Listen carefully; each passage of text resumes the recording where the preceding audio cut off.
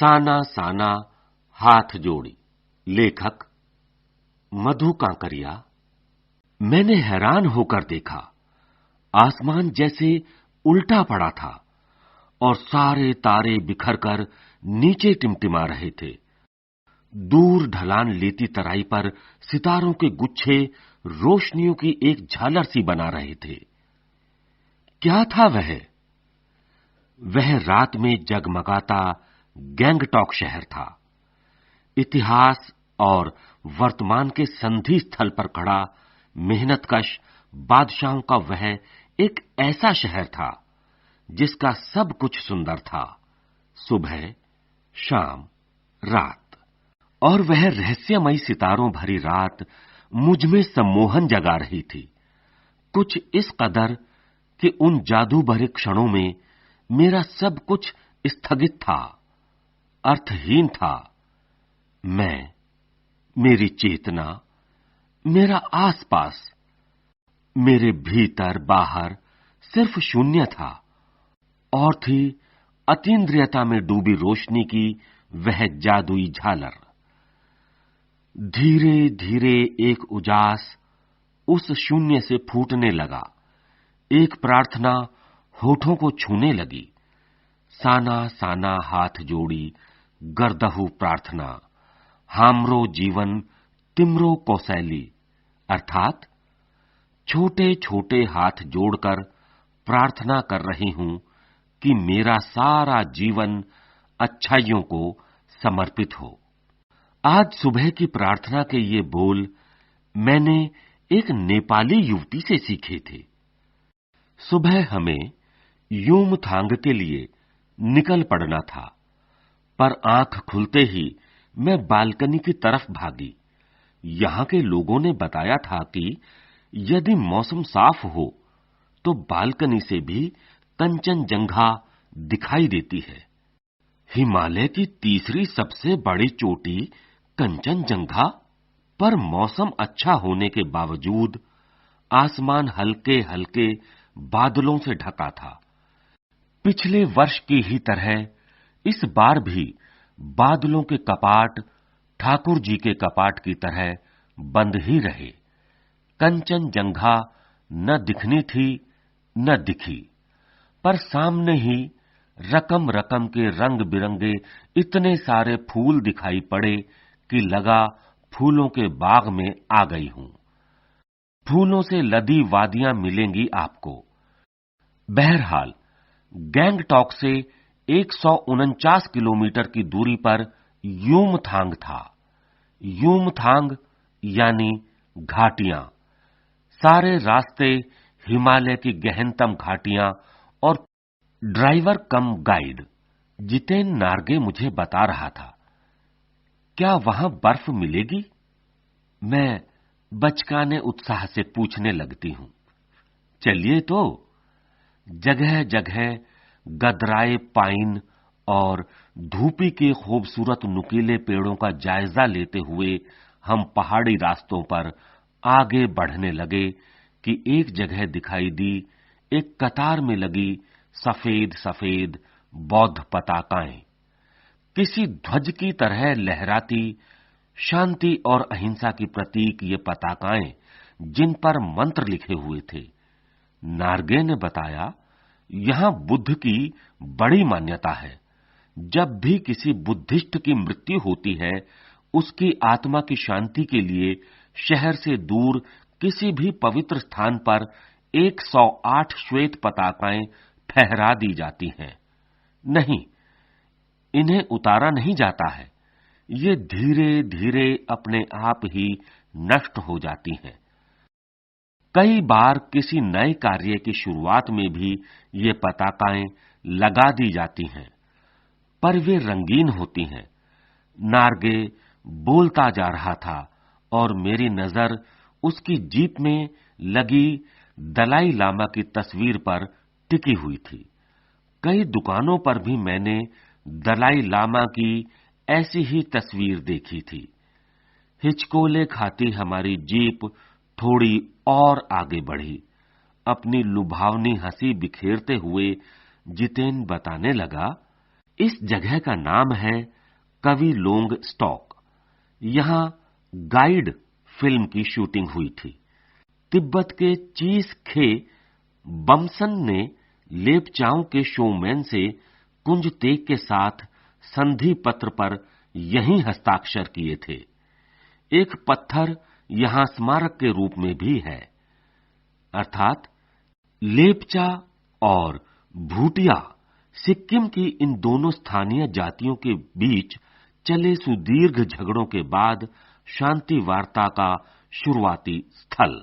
लेपचा और भूटिया सिक्किम की इन दोनों स्थानीय जातियों के बीच चले सुदीर्घ झगड़ों के बाद शांति वार्ता का शुरुआती स्थल। उन्हीं रास्तों पर मैंने देखा एक कुटिया के भीतर घूमता चक्र। यह क्या? नार्गे कहने लगा, मैडम, यह धर्म चक्र है, प्रेयर व्हील। इसको घुमाने से सारे पाप धुल जाते हैं। क्या?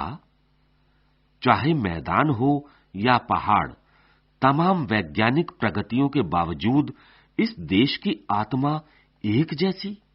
लोगों की आस्थाएं, विश्वास, अंधविश्वास, पाप पुण्य की अवधारणाएं और कल्पनाएं एक जैसी।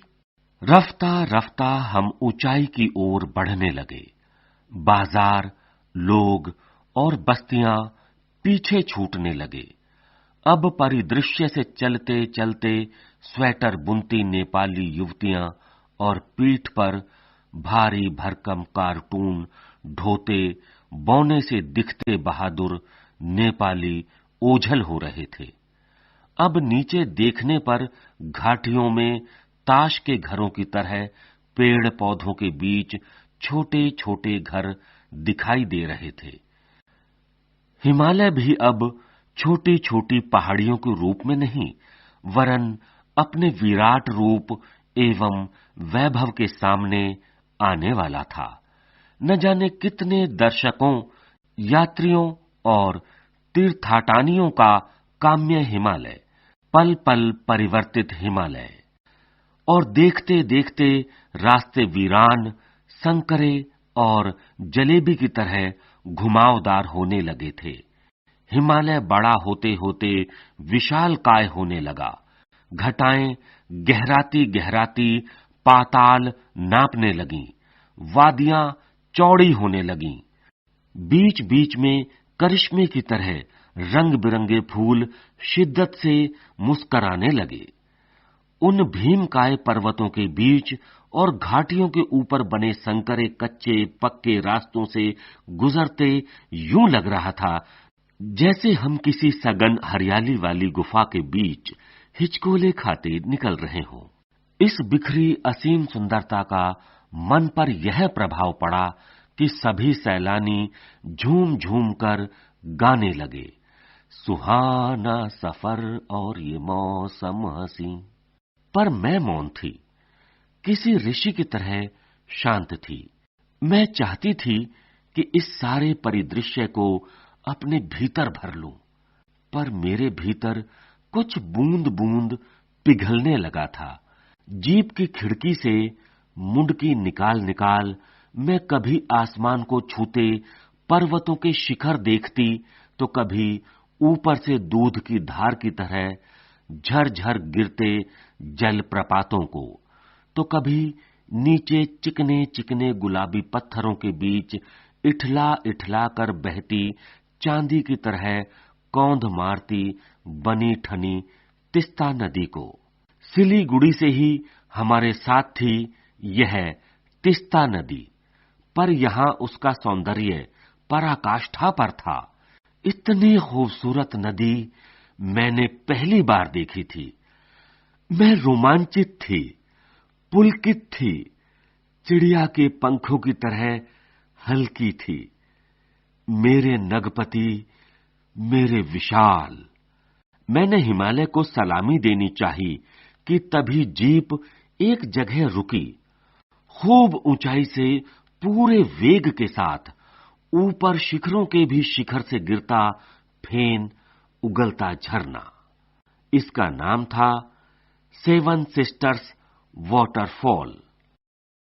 फ्लैश चमकने लगे। सभी सैलानी इन खूबसूरत लम्हों की रंगत को कैमरे में कैद करने में मशगूल थे। आदिम युग की किसी अभिशप्त राजकुमारी सी मैं भी नीचे बिखरे भारी भरकम पत्थरों पर बैठ झरने के संगीत के साथ ही आत्मा का संगीत सुनने लगी। थोड़ी देर बाद ही बहती जलधारा में पांव डुबोया तो भीतर तक भीग गई। मन काव्यमय हो उठा, सत्य और सौंदर्य को छूने लगा। जीवन की अनंतता का प्रतीक वह झरना, उन अद्भुत अनूठे क्षणों में मुझ में जीवन की शक्ति का एहसास हो रहा था। इस कदर प्रतीत हुआ कि जैसे मैं स्वयं भी देश और काल की सरहदों से दूर बहती धारा बन बहने लगी हूं। भीतर की सारी तामसिकताएं और दुष्ट वासनाएं इस निर्मल धारा में बह गईं। मन हुआ कि अनंत समय तक ऐसे ही बहती रहूं, सुनती रहूं इस झरने की पुकार को। पर जितेन मुझे ठेलने लगा। आगे इससे भी सुंदर नजारे मिलेंगे। अनमनी सी मैं उठी।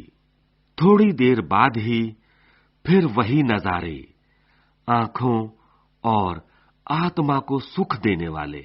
कहीं चटक हरे रंग का मोटा कालीन ओढ़े तो कहीं हल्का पीलापन लिए, तो कहीं पलस्तर उखड़ी दीवार की तरह पथरीला, और देखते ही देखते परिदृश्य से सब छूमंतर, जैसे किसी ने जादू की छड़ी घुमा दी हो। सब पर बादलों की एक मोटी चादर, सब कुछ बादलमय। चित्रलिखित सी मैं माया और छाया के इस अनूठे खेल को भर भर आंखों देखती जा रही थी। प्रकृति जैसे मुझे सयानी बनाने के लिए जीवन रहस्यों का उद्घाटन करने पर तुली हुई थी। धीरे धीरे धुंध की चादर थोड़ी छटी। अब वहां पहाड़ नहीं, दो विपरीत दिशाओं से आते छाया पहाड़ थे, और थोड़ी देर बाद ही वे छाया पहाड़ अपने श्रेष्ठतम रूप में मेरे सामने थे। जीप थोड़ी देर के लिए रुकवा दी गई थी। मैंने गर्दन घुमाई। सब ओर जैसे जन्नत बिखरी पड़ी थी। नजरों के छोर तक खूबसूरती ही खूबसूरती, अपने को निरंतर दे देने की अनुभूति कराते पर्वत, झरने, फूलों, घाटियों और वादियों के दुर्लभ नजारे। वहीं कहीं लिखा था, थिंक ग्रीन। आश्चर्य! पल भर में ब्रह्मांड में कितना कुछ घटित हो रहा था। सतत प्रवाहमान झरने, नीचे वेग से बहती तिस्ता नदी, सामने उठती धुंध, ऊपर मंडराते आवारा बादल, मध्यम मध्यम हवा में हिलोरे लेते प्रियुता और रूडोडेंड्रो के फूल, सब अपनी अपनी लय तान और प्रवाह में बहते हुए चैरवेती चैरवेती, और समय के इसी सतत प्रवाह में तिनके सा बहता हमारा वजूद। पहली बार एहसास हुआ, जीवन का आनंद है यही चलायमान सौंदर्य। संपूर्णता के उन क्षणों में मन इस बिखरे सौंदर्य से इस कदर एकात्म हो रहा था कि भीतर बाहर की रेखा मिट गई थी। आत्मा की सारी खिड़कियां खुलने लगी थीं। मैं सचमुच ईश्वर के निकट थी। सुबह सीखी प्रार्थना फिर होठों को छूने लगी थी, साना साना हाथ जोड़ी, कि तभी वह अतीन्द्रिय संसार खंड खंड हो गया। वह महाभाव सूखी टहनी सा टूट गया। दरअसल मंत्रमुग्ध सी मैं तंद्रिल अवस्था में ही थोड़ी दूर निकल गई थी कि अचानक पांवों पर ब्रेक सी लगी, जैसे समाधिस्थ भाव में नृत्य करती किसी आत्मलीन नृत्यांगना के नुपुर अचानक टूट गए हों। मैंने देखा इस अद्वितीय सौंदर्य से निरपेक्ष कुछ पहाड़ी औरतें पत्थरों पर बैठी पत्थर तोड़ रही थीं। गुथे आटे सी कोमल काया पर हाथों में कुदाल और हथौड़े। कईयों की पीठ पर बंधी थी डोको अर्थात बड़ी टोकरी में उनके बच्चे भी बंधे हुए थे। कुछ कुदाल को भरपूर ताकत के साथ जमीन पर मार रही थीं। इतने स्वर्गीय सौंदर्य नदी, फूलों, वादियों और झरनों के बीच भूख, मौत, दैन्य और जिंदा रहने की यह जंग, मातृत्व और श्रम साधना साथ साथ। वहीं पर खड़े BRO अर्थात बोर्ड रोड ऑर्गेनाइजेशन के एक कर्मचारी से पूछा मैंने, यह क्या हो रहा है? उसने चुहलबाजी के अंदाज में बताया, जिन रास्तों से गुजरते हुए आप हिम शिखरों से टक्कर लेने जा रही हैं, उन्हीं रास्तों को ये पहाड़ी ने चौड़ा बना रही हैं। बड़ा खतरनाक कार्य होगा यह, मेरे मुंह से अकस्मात निकला। वह संजीदा हो गया, कहने लगा, पिछले महीने तो एक की जान भी चली गई थी। बड़ा दुसाध्य कार्य है पहाड़ों पर रास्ता बनाना। पहले डायनामाइट से चट्टानों को उड़ा दिया जाता है, फिर बड़े बड़े पत्थरों को तोड़ मरोड़ कर एक आकार के छोटे छोटे पत्थरों में बदला जाता है। फिर बड़े से जाले में उन्हें लंबी पट्टी की तरह बिछाकर कटे रास्तों पर बाड़े की तरह लगाया जाता है। जरा सी चूक और सीधा पाताल प्रवेश। और तभी मुझे ध्यान आया, इन्हीं रास्तों पर एक जगह सिक्किम सरकार का बोर्ड लगा था, जिस पर बड़े बड़े अक्षरों में लिखा था, ever wondered who defied death to build these roads, अर्थात आप ताज्जुब करेंगे, पर इन रास्तों को बनाने में लोगों ने मौत को झुठलाया है। एकाएक मेरा मानसिक चैनल बदला, मन पीछे घूम गया। इसी प्रकार एक बार पलामू और गुमला के जंगलों में देखा था। पीठ पर बच्चे को कपड़े से बांधकर पत्तों की तलाश में वन वन डोलती आदिवासी युवतियां। उन आदिवासी युवतियों के फूले हुए पांव और इन पत्थर तोड़ती पहाड़ियों के हाथों में पड़े ठाठे एक ही कहानी कह रहे थे कि आम जिंदगियों की कहानी हर जगह एक सी है कि सारी मलाई एक तरफ, सारे आंसू, अभाव, यातना और वंचना एक तरफ। और तभी मेरी सहयात्री मणि और जितेन मुझे खोजते खोजते वहां तक आ गए थे। मुझे गमगीन देख जितेन कहने लगा, मैडम, ये मेरे देश की आम जनता है, इन्हें तो आप कहीं भी देख लेंगी। आप इन्हें नहीं, पहाड़ों की सुंदरता को देखिए, जिसके लिए आप इतने पैसे खर्च करके आई हैं। ये देश की आम जनता ही नहीं, जीवन का प्रतिसंतुलन भी है। ये वेस्ट एट रिपेइंग है। कितना कम लेकर समाज को कितना अधिक वापस लौटा देती हैं। मन ही मन सोचा मैंने। हम वापस जीप की ओर मुड़ने लगे कि तभी मैंने देखा वे श्रम सुंदरियां किसी बात पर इस कदर खिलखिलाकर हंस पड़ी थीं कि जीवन लहरा उठा था और वह सारा खंडहर ताजमहल बन गया था। हम लगातार ऊंचाइयों पर चढ़ते जा रहे थे। जितेन बता रहा था, अब हम हर मोड़ पर हेयर पिन बेंट लेंगे और तेजी से ऊंचाई पर चढ़ते जाएंगे। हेयर पिन बेंट के ठीक पहले एक पड़ाव पर देखा 7-8 वर्ष की उम्र के ढेर सारे पहाड़ी बच्चे स्कूल से लौट रहे थे और हमसे लिफ्ट मांग रहे थे। जितेन ने बताया, हर दिन 3-3.5 किलोमीटर की पहाड़ी चढ़ाई चढ़कर ये बच्चे स्कूल जाते हैं। क्या स्कूली बस नहीं? मणि के पूछने पर जितेन हंस पड़ा। मैडम, यह मैदानी नहीं, पहाड़ी इलाका है। मैदान की तरह यहां कोई भी आपको चिकना वर्बीला नहीं मिलेगा। यहां जीवन कठोर है। नीचे तराई में ले देकर एक ही स्कूल है। दूर दूर से बच्चे उसी स्कूल में जाते हैं और सिर्फ पढ़ते ही नहीं हैं। इनमें से अधिकांश बच्चे शाम के समय अपनी मांओं के साथ मवेशियों को चराते हैं, पानी भरते हैं, जंगल से लकड़ियों के भारी भारी गट्ठर ढोते हैं। खुद मैंने भी ढोए थे। खतरा अब धीरे धीरे बढ़ने लगा था। रास्ते और भी संकरे होते जा रहे थे।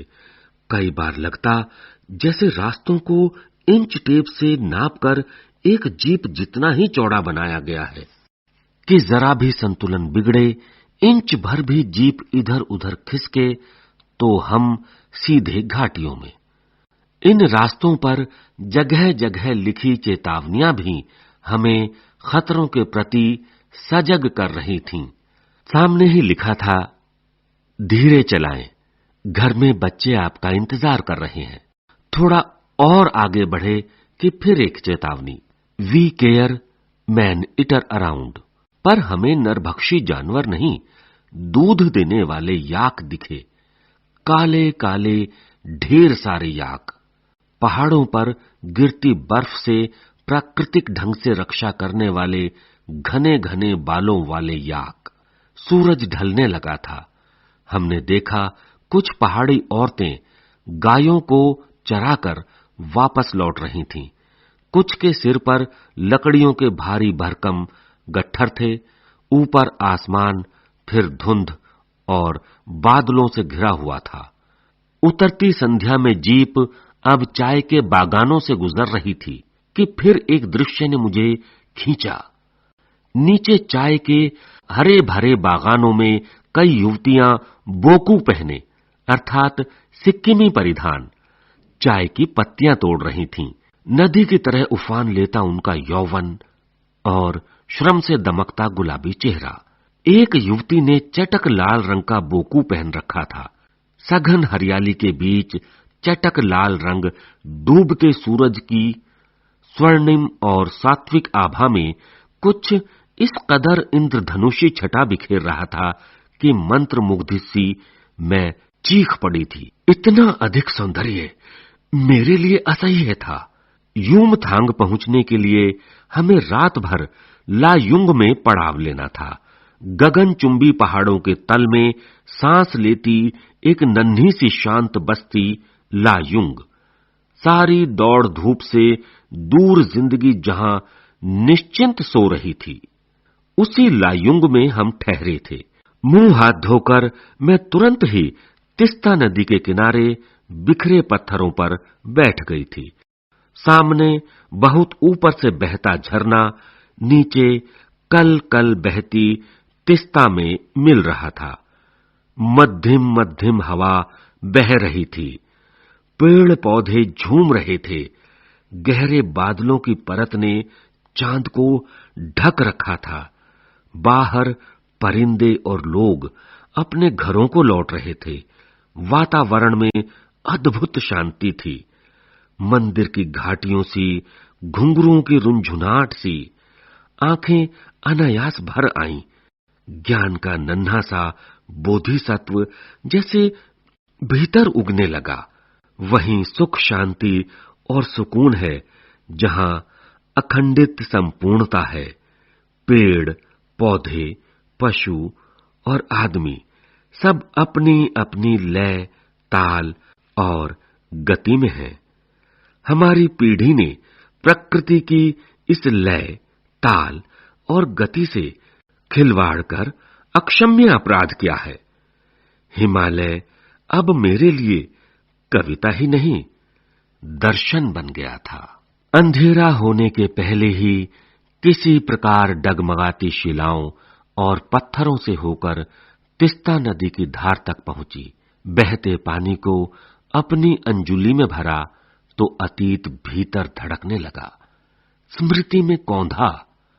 हमारे यहां जल को हाथ में लेकर संकल्प किया जाता है। क्या संकल्प करूं?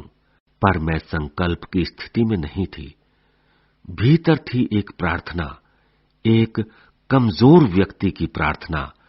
भीतर का सारा हलाहल, सारी तामसिकताएं बह जाएं। इसी बहती धारा में रात धीरे धीरे गहराने लगी। हिमालय ने काला कंबल ओढ़ लिया था। जितेन ने लकड़ी के बने खिलौने से उस छोटे से गेस्ट हाउस में गाने की तेज धुन पर जब अपने संगी साथियों के साथ नाचना शुरू किया तो देखते देखते एक आदिम रात्रि की महक से परियों की कहानी सी मोहक वह रात महक उठी। मस्ती और मादकता का ऐसा संक्रमण हुआ कि एक एक कर हम सभी सैलानी गोल गोल घेरा बनाकर नाचने लगे। मेरी 50 वर्षीय सहेली मणि ने कुमारियों को भी मात करते हुए वो जानदार नृत्य प्रस्तुत किया कि हम सब अवाक उसे ही देखते रह गए। कितना आनंद भरा था उसके भीतर। कहां से आता था इतना आनंद? लायुंग की सुबह बेहद शांत और सुरम्य, तिस्ता नदी की शांत धारा के समान ही कल कल कर बहती हुई। अधिकतर लोगों की जीविका का साधन पहाड़ी आलू, धान की खेती और दारू का व्यापार। सुबह में अकेले ही टहलने निकल गई थी। मैंने उम्मीद की थी कि यहां मुझे बर्फ मिलेगी, पर अप्रैल के शुरुआती महीने में यहां बर्फ का एक कतरा भी नहीं था। यद्यपि हम सी लेवल से 14,000 फीट की ऊंचाई पर थे। मैं बर्फ देखने के लिए बेचैन थी। हम मैदानों से आए लोगों के लिए बर्फ से ढके पहाड़ किसी जन्नत से कम नहीं होते। वहीं पर घूमते हुए एक सिक्किमी नवयुवक ने मुझे बताया कि प्रदूषण के चलते स्नोफॉल लगातार कम होती जा रही है, पर यदि मैं कटाओ चली जाऊं तो मुझे वहां शर्तिया बर्फ मिल जाएगी। कटाओ यानी भारत का स्विट्जरलैंड। कटाओ जो कि अभी तक टूरिस्ट स्पॉट नहीं बनने के कारण सुर्खियों में नहीं आया था और अपने प्राकृतिक स्वरूप में था।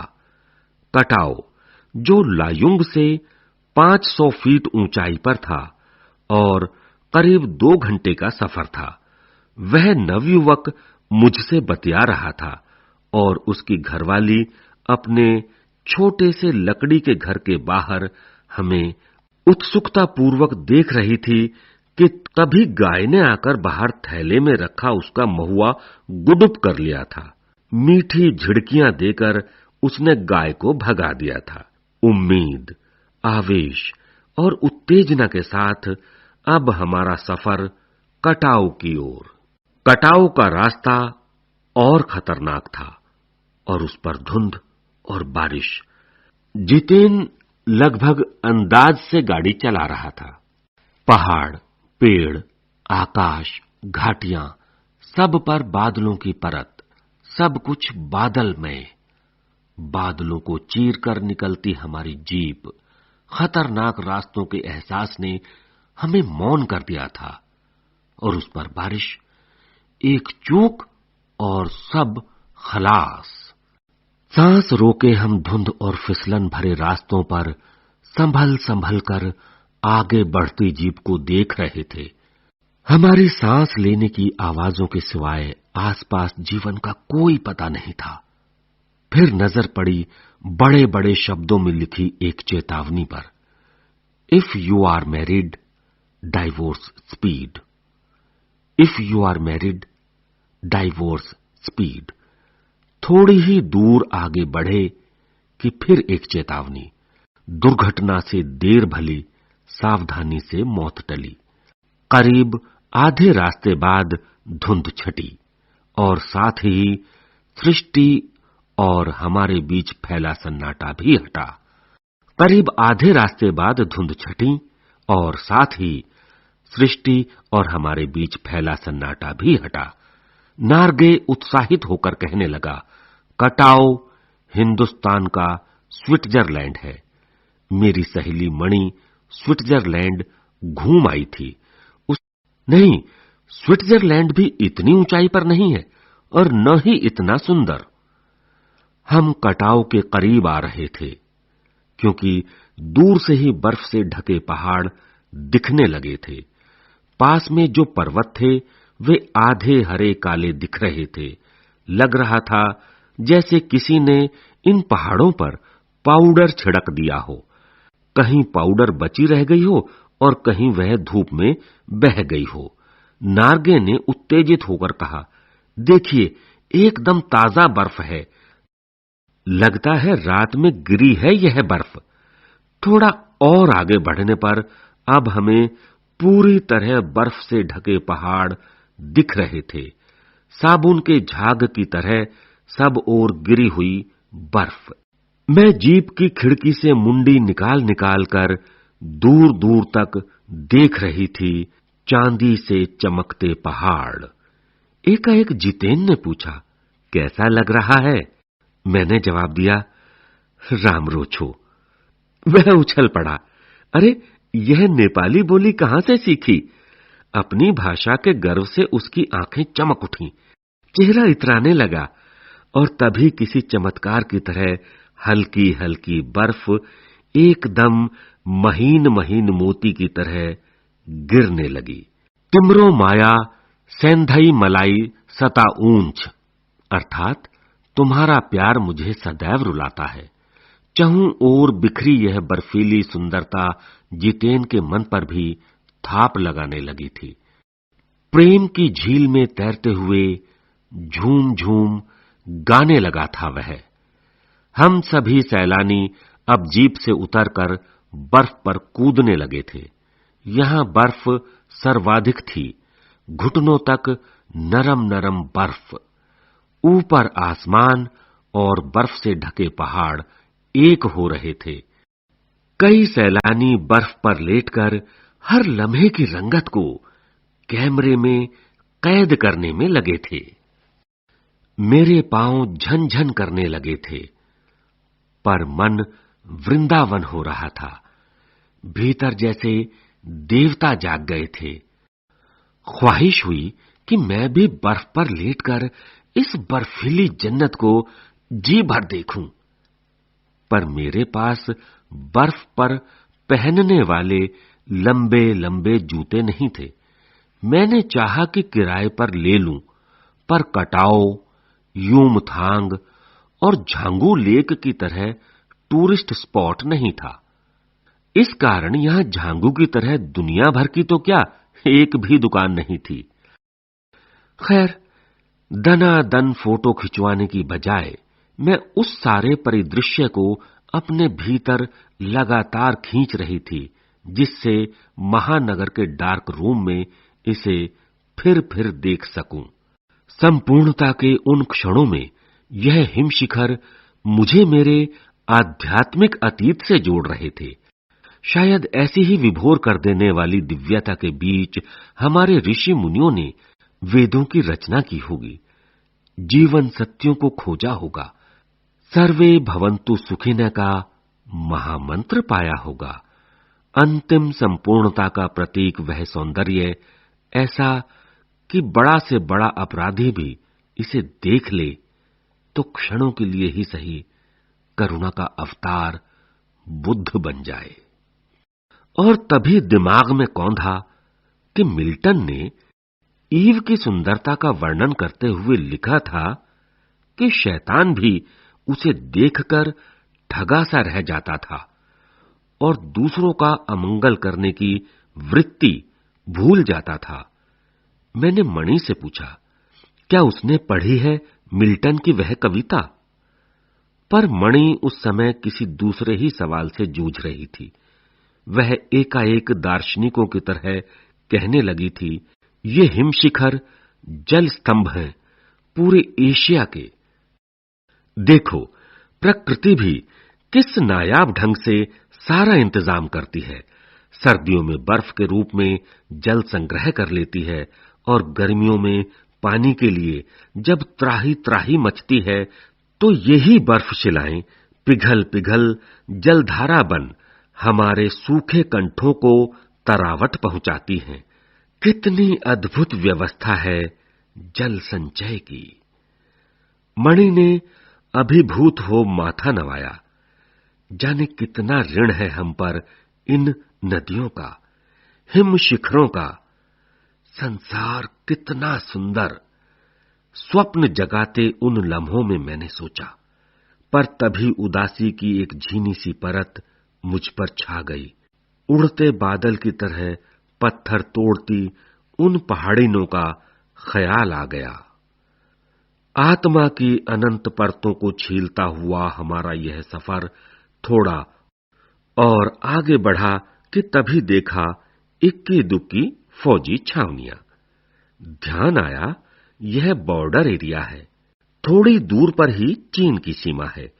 एक फौजी से मैंने कहा, इतनी कड़कड़ाती ठंड में, उस समय तापमान -15 डिग्री सेल्सियस था, आप लोगों को बहुत तकलीफ होती होगी। वह हंस दिया, एक उदास हंसी। आप चैन की नींद सो सकें इसीलिए तो हम यहां पहरा दे रहे हैं। फेरी भेटुला, अर्थात फिर मिलेंगे, कहते हुए जितेन ने जीप चालू कर दी। थोड़ी देर बाद ही फिर दिखी एक फौजी छावनी जिस पर लिखा था, we give our today for your tomorrow. मन उदास हो गया, भीतर कुछ पिघलने लगा। महानगर में रहते हुए कभी ध्यान ही नहीं आया कि जिन बर्फीले इलाकों में वैसाख के महीने में भी 5 मिनट में ही हम ठिठुरने लगे थे, हमारे ये जवान पौष और माघ में भी, जबकि सिवाय पेट्रोल के सब कुछ जम जाता है, तैनात रहते हैं।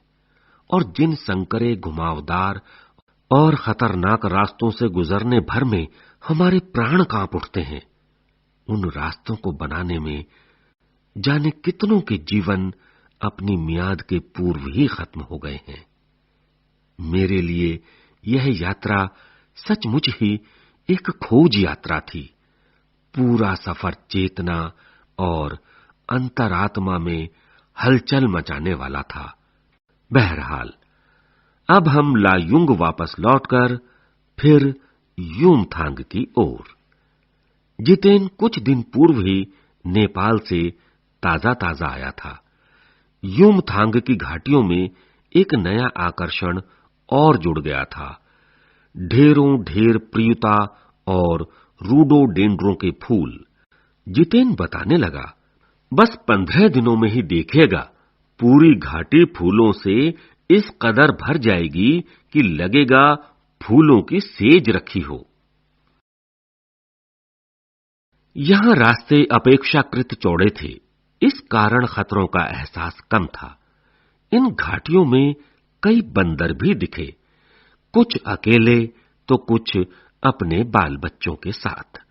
बहरहाल घाटियों, वादियों, पहाड़ों और बादलों की आंख मिचौली दिखाती, पहाड़ी कबूतरों को उड़ाती हमारी जीप जब यूमथांग पहुंची तो हम थोड़े निराश हुए। बर्फ से ढके कटाओं के हिमशिखरों को देखने के बाद यूमथांग थोड़ा फीका लगा और यह भी एहसास हुआ कि मंजिल से कहीं ज्यादा रोमांचक होता है मंजिल तक का सफर। बहरहाल यूमथांग में चिप्स बेचती एक सिक्किमी युवती से मैंने पूछा, क्या तुम सिक्किमी हो? नहीं, मैं इंडियन हूं, उसने जवाब दिया। सुनकर बहुत अच्छा लगा। सिक्किम के लोग भारत में मिलकर बहुत खुश हैं। जब सिक्किम स्वतंत्र रजवाड़ा था तब टूरिस्ट उद्योग इतना नहीं फला फूला था। हर एक सिक्किमी भारतीय आबोहवा में इस कदर घुल मिल गया है कि लगता ही नहीं कभी सिक्किम भारत में नहीं था। जीप में बैठने को हुए कि एक पहाड़ी कुत्ते ने रास्ता काट दिया। मणि ने बताया, ये पहाड़ी कुत्ते हैं, ये भौंकते नहीं हैं, ये सिर्फ चांदनी रात में ही भौंकते हैं। क्या? विस्मय और अविश्वास से मैं उसे सुनती रही। क्या समुद्र की तरह कुत्तों पर भी पूर्णिमा की चांदनी कामनाओं का ज्वार भाटा जगाती है? खैर, लौटती यात्रा में जीप में भी जितेन हमें रकम रकम की जानकारियां देता रहा। मैडम, यहां एक पत्थर है जिस पर गुरु नानक के फुटप्रिंट हैं। कहते हैं यहां गुरु नानक की थाली से थोड़े से चावल छिटक कर बाहर गिर गए थे। जिस जगह चावल छिटक कर गिरे थे वहां चावल की खेती होती है। करीब 3-4 किलोमीटर बाद ही उसने फिर उंगली दिखाई। मैडम, इसे खेदुम कहते हैं। यह पूरा लगभग 1 किलोमीटर का एरिया है। यहां देवी देवताओं का निवास है। यहां जो गंदगी फैलाएगा वह मर जाएगा। तुम लोग पहाड़ों पर गंदगी नहीं फैलाते? उसने जीभ निकालते हुए कहा, नहीं मैडम, पहाड़, नदी, झरने, हम इनकी पूजा करते हैं। इन्हें गंदा करेंगे तो हम मर जाएंगे। तभी गैंगटॉक इतना सुंदर है, मैंने कहा। गैंगटॉक नहीं मैडम, गंतोक कहिए। इसका असली नाम गंतोक है। गंतोक का मतलब है पहाड़। मैं कुछ पूछती कि वह फिर चालू हो गया। मैडम, यूमथांग भी पहले टूरिस्ट स्पॉट नहीं था। यह तो सिक्किम जब भारत में मिला उसके भी कई वर्षों बाद भारतीय आर्मी के कप्तान शेखर दत्ता के दिमाग में आया कि यहां सिर्फ फौजियों को रखकर क्या होगा। घाटियों के बीच रास्ते निकालकर इसे टूरिस्ट स्पॉट बनाया जा सकता है। आप देखिए, अभी भी रास्ते बन रहे हैं। हां, रास्ते अभी भी बन रहे हैं। नए नए स्थानों की खोज अभी भी जारी है। शायद मनुष्य की इसी असमाप्त खोज का नाम सौंदर्य है। मन ही मन में कहती हूं। जीप आगे बढ़ने लगती है।